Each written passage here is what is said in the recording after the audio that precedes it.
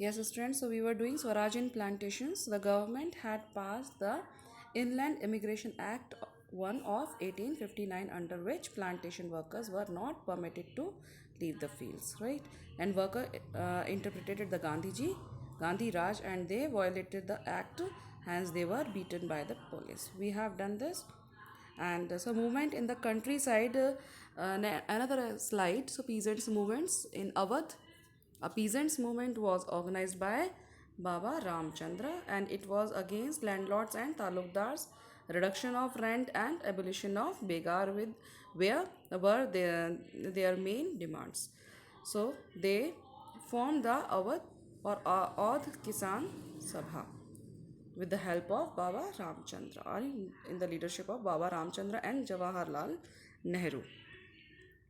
And this picture is Baba Ramchandra, and he led a peasant movement, and you know about that. Okay.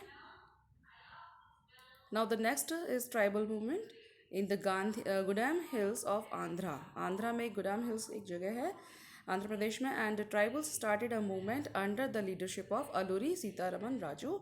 एक सीताराम राजू करके एक व्यक्ति थे, उनकी लीडरशिप में वहाँ पर भी एक मूवमेंट स्टार्ट हो गया था.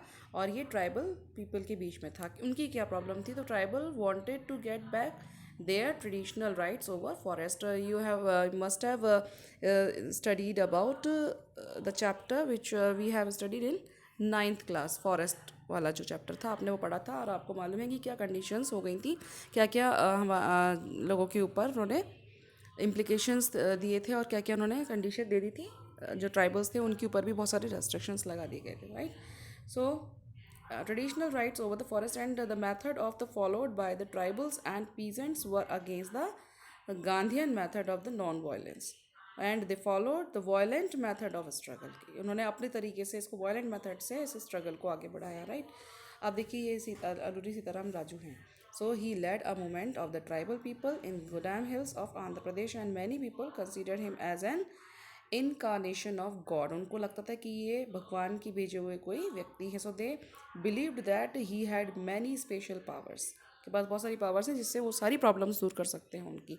तो उनकी लीडरशिप में वो लोग एक स्ट्रगल कर रहे थे. So he supported Gandhi ji and asked his followers to wear khadi and stop drinking, but organised an armed struggle against the Britishers. उन्होंने सब बातें मानी, बट उन्होंने नॉन वायलेंट ना होकर के उन्होंने वायलेंट होने से अहिंसा ना लेकर के उन्होंने हिंसा का रास्ता अपनाया अपने स्ट्रगल के लिए. ओके.